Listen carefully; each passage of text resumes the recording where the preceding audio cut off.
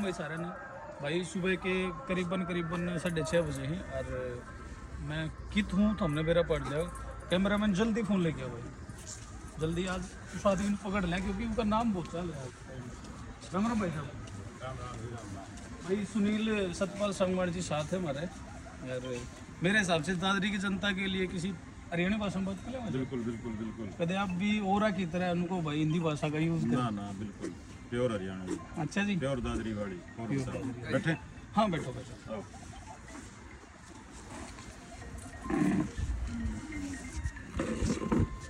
भाई साहब पहले तो बहुत बहुत शुभकामनाएं आपने।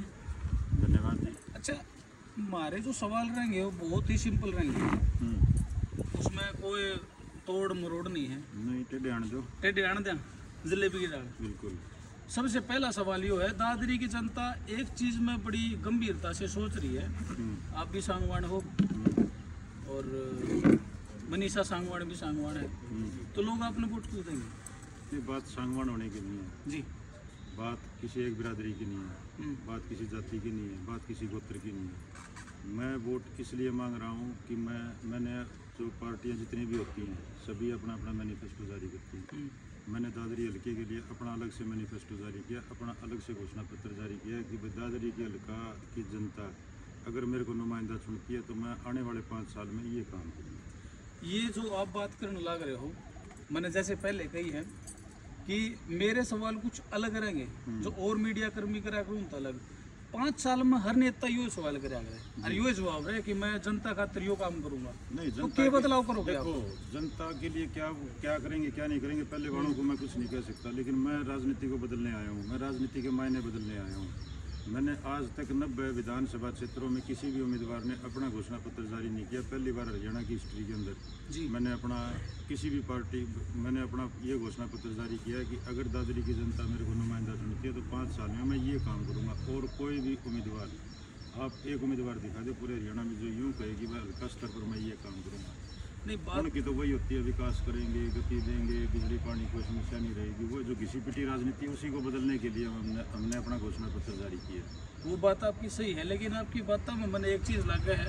मैं जैसे हमारे प्रधानमंत्री जी श्री नरेंद्र मोदी, हम उनने भी सुना है, तो कुछ कुछ छवि, बाकी मैं कंपेयर नहीं कर रहा, लेकिन कुछ कुछ छवि आपकी आई है कि आपका वायरल हो रहा है एक इंटरव्यू बदमाशी के बारे में कि मैं बदमाशन है कि तो बदमाश दादरी छोड़ जाऊँ।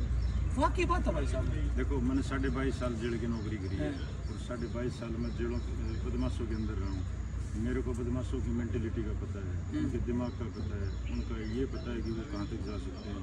बदमाश जितना डरपोक आदमी कोई नहीं हो सकता। मैंने 22.5 साल में ये सीखी है। एक चीज़ और सुनने में आई है, चलो हम तो नाम किसका ले कि लोग इस चीज़ से डर भी रहे हैं और बहुत सारी जगह ऐसी हुई है कि रैलियाँ हो रही हैं और वहाँ पर बदमाश भी देखे जा रहे हैं। मेरी रैली में ना आपकी रैली में, कांग्रेस की रैली में वीडियो पड़ी है मेरे पास। देखो मैं किसी पर व्यक्तिगत आरोप नहीं लगाऊंगा जी, मैं ये कहता हूँ कि मैं दादरी हल्के को बदमाश फ्री करूँगा।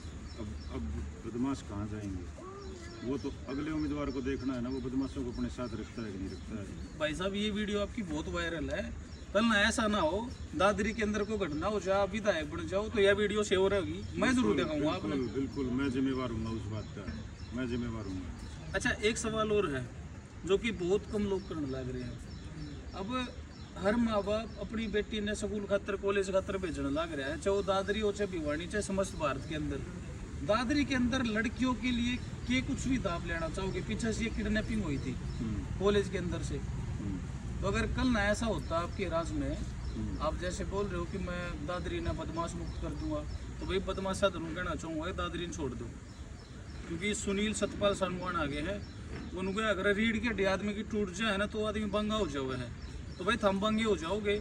लड़कियों के बारे में क्या कहना चाहोगे आप? मैं वही कह रहा हूँ आपको बार बार, जब बदमाश फ्री दादरी हो जाएगी तो मेरी माताएं, मेरी बहनें, मेरी बेटियाँ, मेरी बच्चियाँ वो बिल्कुल डर से फ्री होके, बिल्कुल भयमुक्त होके इस दादरी शहर के अंदर रात को 12 बजे 1 बजे 2 बजे कहीं भी आ जा सकेंगे बिना घर के पुरुष के साथ। देखियो जी एक और बयान दिया था दूसरी पार्टी का ने, वह वीडियो पड़ी मर्द हो रहा है, क्या दूसरे दिन क्राइम हो गया था।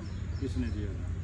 नाम तो क्या बताऊं, फिर वह एक अलग चीज हो जाए। मैं औरों के बारे में मैं कुछ नहीं कह सकता, मैं मेरी बता सकता हूँ, मैं मेरा एजेंडा बता सकता हूँ, मैं मेरे एजेंडे पर खरा उतरूंगा, मैं ये वादा करता हूँ। अच्छा एक सवाल और, थोड़ा सा व्यक्तिगत है यो, कहो तो पूछ लूँ। हाँ हाँ सारे पूछो। भारतीय जनता पार्टी को ही क्यों चुना सुनील छाबड़ जी ने? भारतीय जनता पार्टी को मैंने इसलिए चुना, एक तो उनकी सरकार आने वाली है जी और सरकार के अंदर हिस्सा होना चाहिए हल्के का, ताकि हल्के का विकास हो सके। और नरेंद्र मोदी की जो नीतियाँ, बीजेपी की जो नीतियाँ, बिना खर्ची बिना पर्ची की नौकरी, जी। समान विकास, समान सबके सब सारे समाजों का। अच्छा कांग्रेस क्यों ना चुनी आपने? कांग्रेस आप देखो ना, अभी 3 दिन पहले दीपेंद्र उड़ाया था, हमारे दादरी हल्के की, बारडा हल्के की रीड बिजनेस की, हमारा क्रेशर जोन है। माइनिंग बंद करवा रहे हो तो 8 तारीख को क्रेशर जोन है। उन्होंने तो धमकी दी है दादरी का, मैं रेले मट्टी उन्होंने मैंने तो ये कहा है कि मैं 8 तारीख को बदमाशपुरी करूंगा, उन्होंने ये कहा है कि मैं 8 तारीख को क्रेशर जोन माइनिंग बंद करूंगा। हमारे दादरी शहर के अंदर हजारों की संख्या में मजदूर वहाँ काम करते हैं, क्रेशर चला रहे हैं, कोई दवाई की दुकान खोल रहा है, कोई होटल खोल रहा है, कोई ढाबा खोल रहा है, अपना जीवन यापन कर रहे हैं अपनी बेरोजगारी दूर करके, क्योंकि सरकारी नौकरियाँ इतनी नहीं है कि हर बेरोजगार को नौकरी मिल सके, इसलिए लोग अपना प्राइवेट काम कर रहे हैं। अब दीपेंद्र हुड्डा अपने रिश्तेदारों को, जिनकी माइनिंग का काम राजस्थान में है, पिछली 10 साल की सरकार में भी उन्होंने ये माइनिंग बंद रखी थी, क्योंकि उनके रिश्तेदार राजस्थान में माइनिंग का काम ले रहे हैं।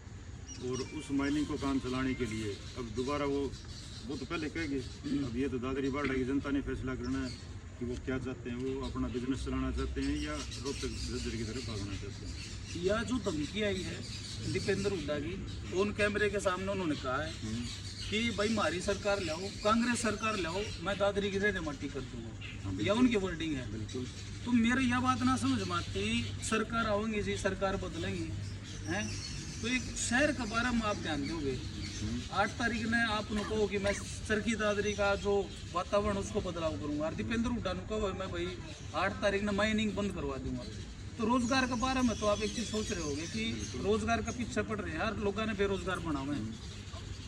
मैंने अपने एजेंडे में 2 पॉइंट दिए हैं रोजगार के लिए। एक तो जो अपनी CCI है जो 90 के दशक से बंद पड़ी है, जिसका कोई समाधान नहीं हो रहा पिछले 20-30 साल से, उसको मैं स्टेट गवर्नमेंट से टेक ओवर करवाऊंगा। CCI से टेक ओवर करेगी स्टेट गवर्नमेंट के लैंड आने के बाद वहाँ इंडस्ट्रियल हब या कोई ना कोई ऐसी इंडस्ट्री लेके आऊँगा जिससे हमारे बेरोजगारों को रोजगार मिल सके। ये तो बहुत अच्छी बात है जी।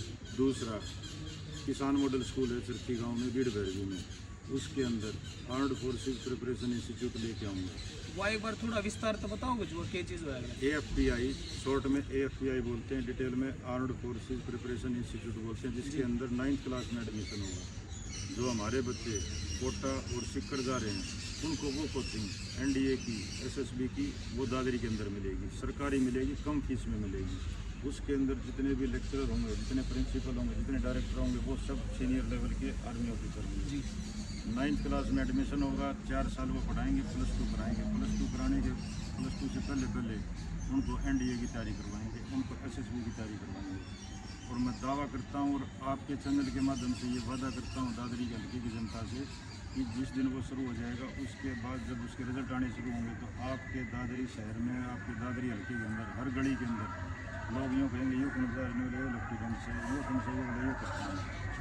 ये आर्मी की बात आवे है तो बहुत सारे लीडर हम भी देखा कि कोई भी मिनिस्टर, कोई भी मुख्यमंत्री, कोई भी MLA का बालक लेफ्टिनेंट आर्मी में नहीं होता। तो यह बात भी सुनने में आई है कि आप एक ऐसे परिवार से बिलोंग करते हो जहाँ पर आर्मी की बहुत ज़्यादा इज्जत दी जाती है। बिल्कुल, देखिए मेरे दादा भी आर्मी में थे, मेरे बहनों भी आर्मी में थे, मेरे फूफा भी आर्मी में थे, मेरे दोनों बच्चे आर्मी में थे। और जब मैं डिबेट देखता था, जब कोई शहीद होता था बॉर्डर के ऊपर या कश्मीर में या कहीं भी पूरे हिंदुस्तान में, जब शाम को जब प्राइम टाइम में डिबेट होती थी तो सभी वक्ता एक ही बात कहते थे कि ये जो शहीद हो रहे हैं, अगर ये किसी पॉलिटिशियन के बच्चे होते तो ये शहीद नहीं होते। मैंने तब सोची थी कि इनकी बात को मैं झूठ करूँगा, मैं मेरे बच्चों को आर्मी में भेज दूँगा। भाई ऐसा है, आज मेरा बेटा सियाचिन ग्लेशियर में पोस्टिंग है, बेटी की मेरी अरुणाचल की दुर्गम पहाड़ियों में पोस्टिंग है। बताओ जी, एक विधायक के, एक कैबिनेट मिनिस्टर के पोता पोती जी आर्मी के अंदर है, लेकिन जो आदमी देश के बारे में सोचेगा तो दादरी की जनता के बारे में क्या ना सोच सकता। एक और है, मतलब एक सामाजिक तौर की यह चीज़ है कि गाँव में पानी की बड़ी दिक्कत है। आज भी जो हमारी माताएं बहनें हैं वो कुएं पर तो पानी लाओ हैं, तो मेरे गाँव ते लगा के चलो आप, तो पानी की क्या व्यवस्था रहेगी शहर में? शहर के अंदर पानी की संपूर्ण व्यवस्था होगी। जो आपके गांव की बात कर रहे हैं, आपके गांव की अकेले की नहीं है। मैं बोंद से, जो मैंने घोषणा पत्र जारी किया उसके अंदर बोंद से लेके रावड़दी तक ड्रेन बनाई जाएगी, रावलदी से फिर वो ड्रेन जाएगी सतगामा में से होती हुई ड्रेन नंबर 8 में फिर भिंडाबाद झील में। उसका बेनिफिट ये होगा कि जो खेतों के अंदर पानी भर जाता है जिसमें आप फसल नहीं उगा सकते जी, जब खेत के अंदर पानी भर गया तो उसी खेत वाले पानी को उस ड्रेन में डालो ताकि खेत में खेती हो सके। जब बारिश ख़त्म हो जाएगी और आपको पानी की आवश्यकता पड़ेगी तो उसी ड्रेन का पानी आप निकाल के वापस खेत में प्रयोग कर सकते हैं, जिससे पानी की समस्या खत्म हो जाएगी। भाई साहब समय की लागत को देखते हुए एक मेरा आखिरी सवाल है। जी जी जी। वो सवाल हर घर की वह स्टोरी है कि आज के टाइम पे जो हमारी जनरेशन है वो सुसाइड मोड ज़्यादा एक्सेप्ट कर रही है। वो बेरोजगारी लगा लो आप या फिर डिप्रेशन लगा लो। तो सुसाइड के बारे में आप जो जवान टप्पर हैं उन खातिर एक मैसेज बताओ आप अपने हिसाब से, क्योंकि ये जल रही है, डिपार्टमेंट का ही नवेरा है। देखो मैं बताऊं, ज़िंदगी एक बार मिली है, ज़िंदगी में बार बार नहीं आना। संघर्ष करो, संघर्ष के बाद जो सफलता मिलेगी उसका मज़ा अलग होगा। सुसाइड कोई वो फैसला नहीं है जी, वो गलत फैसला आप लोगों का, क्योंकि आपको जिसने 20 साल पाला है, पैदा किया है, 25 साल पाला है, पैदा किया है, उनकी एक आस होती है आपके अंदर की, एक उम्मीद होती है। आप ये उम्मीद मत तोड़ो। अच्छे बुरे दिन सब में आते हैं, एक ही सूत्र है उसका कि वो दिन नहीं रहे तो ये दिन भी नहीं रहे। सिर्फ एक ये वाक्य है जो आपको सुसाइड करने से रोकेगा, आपको डिप्रेशन में आने से रोकेगा कि वो दिन नहीं रहे तो ये दिन भी नहीं रहे। भाई साहब ये बहुत छोटी सी वार्तालाप थी और एक मैं पर्सनल बात शेयर करना चाहूँगा। भारतीय जनता पार्टी, मैं कलाकार हूँ, मैंने किसी भी पार्टी से कोई लेना देना नहीं। रात ने मैं आया था मेरी टीम के साथ, करीबन 12:30 बज गए होंगे भाई साहब। 12:30 बजे आए थे, 12:30 बजे भी आए हम, खूब चाय पानी पाई। आज भी मैंने शायद 5 बजे फ़ोन कर दिया आपको। मैंने 5 बजे फ़ोन किया, हालांकि मैंने विजय भाई दूर करना था, लेकिन भाई साहब ने उठाया, बोला भाई इस टाइम आ जाओ।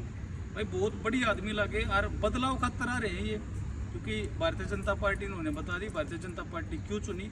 और जब एक जेलर का दिमाग होया करे ना बदमाशा खातर, वो एक बहुत सेंसिटिव होया करे। और मन तो नू भी सुनी है कि जिस जेल में आप थे उड़ा तो बड़े बड़े बदमाश थे, गैंगस्टर थे। हाँ देखो, अपने हरियाणा के अंदर क्राइम कैपिटल है, क्राइम कैपिटल है आपकी रोहतक, झज्जर, सोनीपत, गुड़गांव। जी, बाई चांस बाई लक मैं चारों जेलों का जेल सुप्रिटेंडेंट रहा और चारों जेलें मैंने कंट्रोल में रखी। कोई भी ऐसा हादसा नहीं होने दिया जेल के अंदर जिससे कि सरकार की या जेल महकमे की बदनामी। आपकी जेल में मोबाइल फ़ोन तो बैन थे, मैंने भी सुनी है बात। बिल्कुल बिल्कुल अंदर की बात है भाई साहब वैसे। देखो वो तो अंदर की सोर्सेज तो आपके पास ज़्यादा होंगे, लेकिन मैं ये कहता हूँ मैं जहाँ रहा मेरी जेल में कभी मोबाइल नहीं है। एक चीज़ और है, जैसे हमने भी अंदर तक पता चला है, एक जेल में होया अगर खौफ, एक होया अगर इज्जत है। आपका खौफ भी था, आपकी इज्जत भी थी, इसका क्या कारण था? देखो खौफ था बदमाशों में, इज्जत था जो आम कैदी हैं उनके। आम कैदी जो एक्सीडेंटल क्रिमिनल होते हैं, बाई चांस क्रिमिनल हो गए, पड़ोसी के साथ झगड़ा हो गया, गाड़ी चला रही हो झगड़ा हो गया, डंडा मार दिया, आदमी मर गया, 304 भी का है, वाइफ सुसाइड करेगी, कंसेंट रेप हो गया, इस तरह की केसेस के अंदर जो बंदी आते हैं, जो भी कैदी आते हैं, वो बाई माइंड क्रिमिनल नहीं होते जी, उनको बाद में बनाया जाता है। नहीं बनाता तो कोई नहीं, वो बाई माइंड क्रिमिनल नहीं होते, बाई नेचर क्रिमिनल नहीं होते जी, तो वो तो करेंगे इज्जत। अगर उनको तंग नहीं करोगे, ढंग से रखोगे, रिफॉर्म करोगे। जो गैंगस्टर हैं उनमें तो देखो खौफ है। अच्छा, यह नौकरी छोड़ के दिमाग में आएगी मैं राजनीति में जाऊँगी? देखो दादरी हल्के की दुर्दशा देखिए, यहाँ 2 घंटे आधे घंटे बारिश हुई तो 4 महीने तक पानी खत्म नहीं है। इस वार्ड का उठा के उस वार्ड में कर दिया, उस वार्ड का उठा के उस वार्ड में कर दिया, उस वार्ड का उठा के उस वार्ड में। जी, मैं इस शहर में पैदा हुआ हूँ, मेरा बचपन बीता है, मेरी जवानी बीती है, मेरे बच्चे यहाँ पैदा हुए हैं, मेरे बच्चों ने पढ़ाई यहाँ की, मेरे माँ पिताजी यहाँ रह रहे, मेरे पिताजी की कर्मस्थली ये है। मेरे पिताजी का दिल में टीस आज भी रहती है कि मेरी दादरी के लिए मैं ये कर दूँ, मेरी दादरी के लिए मैं ये कर दूँ। उस चीज़ को मैं मेरे पिताजी की इच्छा को पूरी करने के लिए मैं राजनीति में आया हूँ।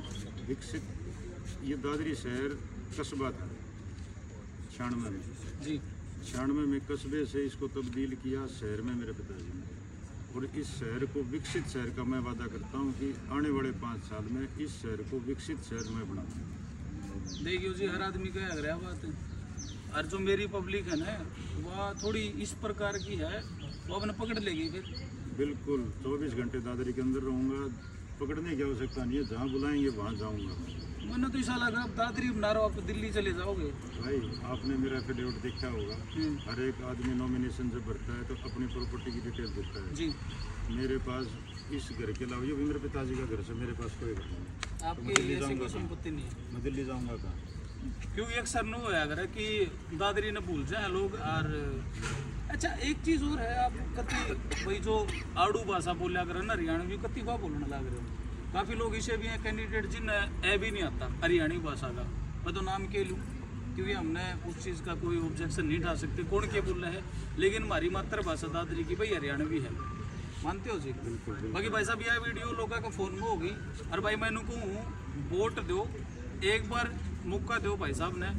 ये काम नहीं करा नहीं वीडियो लेके आ जाइए उनको भाई साहब, ये बात कही। ठीक है भाई साहब, ठीक है भाई साहब। नमस्कार।